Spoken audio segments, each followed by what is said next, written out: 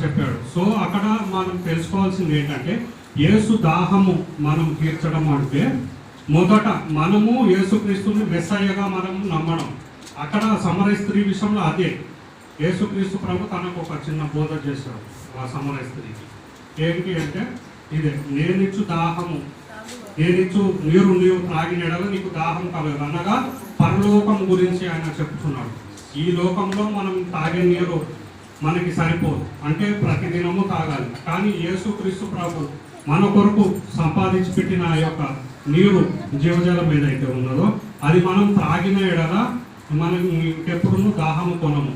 అది ఎందుకనగా నిత్యత్వం కొరకు మన కొరకు యెహోవా యుద్ధ నుండి ఇవ్వబడిన జీవజలం. అయితే అక్కడ మెస్సయ్య యేసుక్రీస్తు ప్రభువే అని ఆమె తెలుసుకున్నది కాబట్టి తన దాహం తీరింది.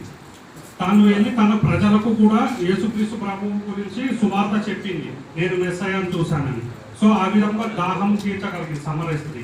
అదేవిధంగా మనము కూడా మొదట మనము యేసుక్రీస్తుని మన స్వకీయ రక్షణగా మనం అంగీకరిస్తే ఆయన దాహం తీర్చిన వారం అవుతాం.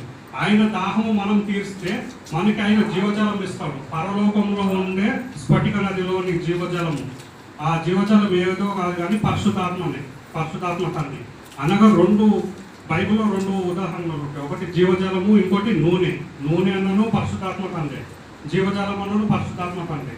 నూనె అనేది మన యొక్క దీపమును వెలిగించున్నది, ఆత్మ అనే దీపము. అలాగున్నది జీవజలం అన్నది మనల్ని శుద్ధీకరిస్తుంది. మనం జలం దేనికోసం మెయిన్ యూజ్ చేసేది శుద్ధీకరించదు. మన ఆత్మలో పాపం ఉన్నది కాబట్టి ఆ పాపము మనలో నుండి పోవాలంటే పరిశుద్ధాత్మకాన్ని కంపల్సరీ. మనకి యేసుక్రీస్తు ప్రభు ఇచ్చిన రక్షణ మనలో నిలవాలి అని అంటే పరిశుద్ధాత్ముడు మనకు కావాలి. అందుకే అంటే కొంతమంది ఏంటంటే జెహోవా జైరే అని కొంతమంది ఉంటారు, గీరే అని. వాళ్ళు ఏంటంటే యెహోవాని నమ్ముతారు, యేసుక్రీస్తు ప్రభువుని పరిశుద్ధాత్మకాన్ని పక్కన పెట్టేస్తారు. కొంతమంది మరియమ్మ తల్లిని నమ్ముతారు, కొంతమంది యేసుక్రీస్తు ప్రభుకే ప్రార్థిస్తారు, ఆత్మ లేదు అని అంటారు. మనకు ముగ్గురు కావాలి, ఆత్మ తండ్రి యేసుక్రీస్తు ప్రభుని. మనము ఇద్దరికి ప్రార్థించి ఇద్దరి సహాయంతోనే మన పరలోకం పోతాం. వీరిరువురు వీరి పర్మిషన్ లేకపోతే, వీరి యొక్క ట్రైనింగ్ మనకు లేకపోతే యెహోవా మనల్ని పరలోకంలో రానియడు. వీరిరువురి యొక్క ఆమోదం మనకు ఉండాలి కంపల్సరీ. రక్షణ అనేది ఒకటి ఆత్మ ఉంటేనే రక్షణ ఉంటుంది. లేకపోతే సతికేలు పరిచయలు దీవారాత్రంలో వాళ్ళు అది ధర్మశాస్త్రం పట్టుకొని తిరిగారు, కానీ యేసుక్రీస్తు ప్రభుని వారు నమ్మలేకపోయారు. ఎందుకు అని అంటే వారి యొక్క కనులు తెరవబడలేదు, పరిశుద్ధాత్మ వెలిగింపు వారిలో లేదు. సో ఎప్పటికీ గమనించండి, ఒకటి మన యేసయ్యని ప్రార్థించాలి. అలాగనే యేసుక్రీస్తు ప్రభా నీవు అనుగ్రహిస్తానన్న ఆత్మను మాకు అనుగ్రహిస్తే మంచిది అనేది మనం ప్రార్థించాలి. అలాగున ఇచ్చిన ఎడల మన ఇద్దరు పర్మిషన్ మనకు దొరుకుతుంది. ఎవరు? యేసుక్రీస్తు ప్రభు, పరిశుద్ధాత్మ తండ్రి.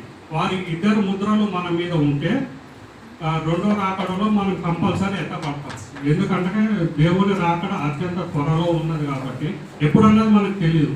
యేసుక్రీస్తు ప్రభు గారు కూడా చెప్పారు, తనకి కూడా తెలియదు, తండ్రికి తప్ప ఎవరికి తెలియదు ఆ గడియ.